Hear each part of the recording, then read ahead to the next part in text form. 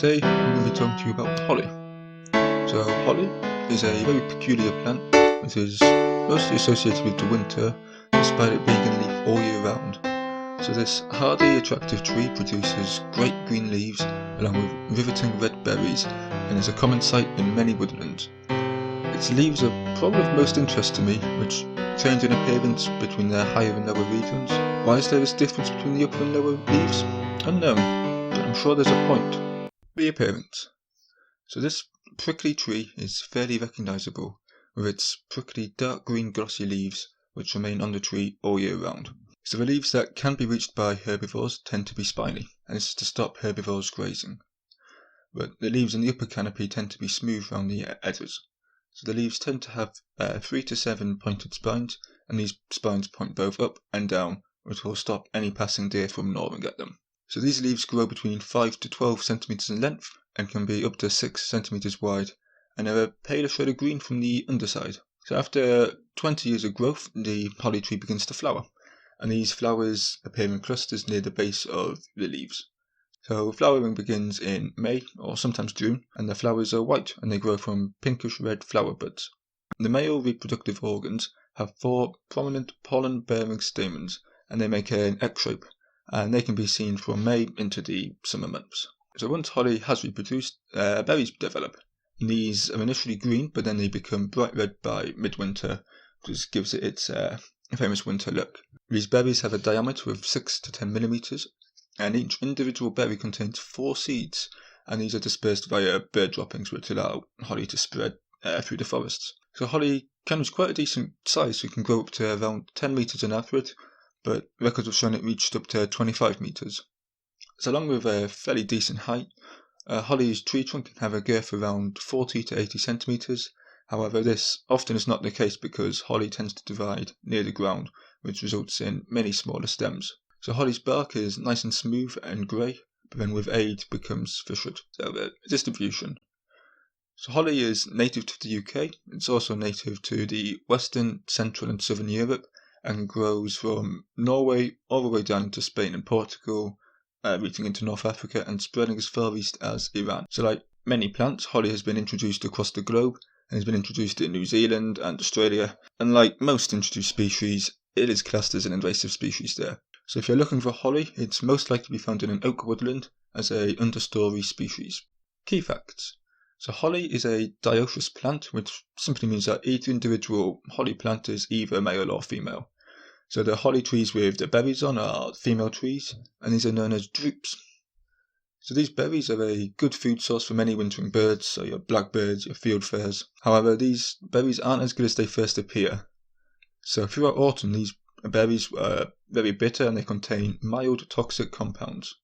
So the frost that winter brings breaks down these toxic compounds and allows the birds to safely eat them when in winter there's no other food available. However, the berries do remain slightly toxic, which means the birds can only eat a few at a time. And this is a clever method for holly to ensure frequent visits from the birds, which increases the duration of holly's seed dispersal as birds are returning to the same tree to eat from it. Unlike many trees, holly isn't that great for insects, with only around 29 insects feeding off holly, and this can be compared to around 200 for a hawthorn. So not only does holly reproduce via the pollination of the female ovule, but holly also employs vegetative reproduction. So this method results in shoots growing off from the established root system, so it results in less dispersal, but is very common in dense woodland where pollination is less frequent.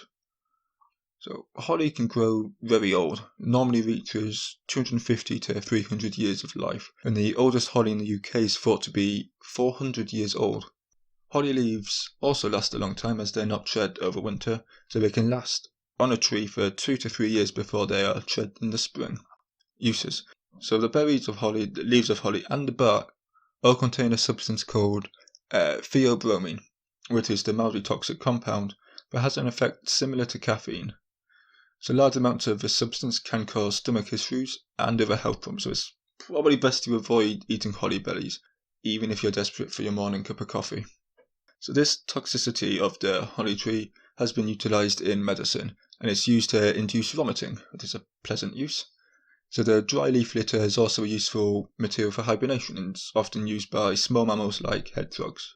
So the wood of the holly tree is the whitest of all the woods, and is also a hardwood and is heavy and fine-grained. So the wood can be polished and stained and is used in furnitures and also engravings. Legends.